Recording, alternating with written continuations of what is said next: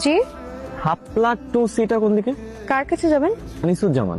কি কাজ? আচ্ছা, একটু ব্যক্তিগত কাজ। এটাই তো জানতে চাচ্ছি, ব্যক্তিগত কাজটা কি?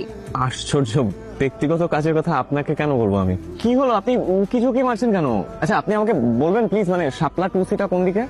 শাপলা টুসি এই কোয়ার্টারে না, আপনি ভুল কোয়ার্টারে আসছেন। আমাদের বাসায় যখন কোনো মেয়ে বিয়ের বয়স হয় তখন তাকে বিষ খাইয়ে মেরে ফেলা হয়। বিষকে তো আমরা এমনি এমনি খাওয়াই না, আয়োজন করে অনুষ্ঠান করে তারপরে বিষ খাওয়ায়।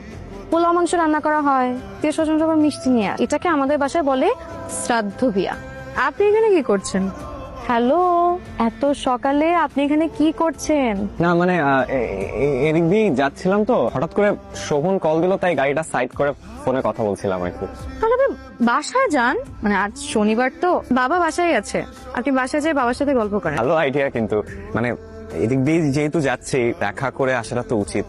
হ্যাঁ, একটা সেকেন্ড হলো আপনার জন্য। খুব সুন্দর। এখানে এভাবে ঘুরঘুর কেন করছেন? সাথে কিছু কথা ছিল। আপনি তো এখন অনেক বড় হয়ে গেছেন, ছোট্টবেলার সেই সুযোগটাও নেই যে ইচ্ছে হলে আপনার পাশে গিয়ে বলবো। তাই ঘুরঘুর করা ছাড়া আর কোনো উপায় দেখছি না। চলুন। জি, কোথায়? সেটা তো জানি না, একটু আগে না বললেন যে কথা বলবেন, এখন এখানে বলবেন নাকি অন্য কোথাও? জি, চলুন, আসুন। ছোটবেলায় একদিন আমি আপনাদের বাড়ি থেকে আপনার একজোড়া ছোট্ট চুড়ি আমি নিয়ে গেছিলাম লুকিয়ে।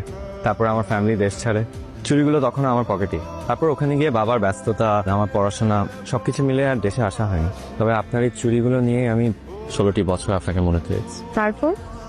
বুঝছি, আমি হয়তো সত্যিই খুব বোকা। সময়ের সাথে সাথে যে সবকিছু পাল্টে যায় সেটা আমি দেশে পা না রাখলে বুঝতে না। তারপর এগুলো আপনার কাছেই থাক, এগুলো দিয়ে আমার কোনো কাজ নেই। আপনার যে আমাকে পছন্দ হয়নি সেটা আমি বুঝে গেছি।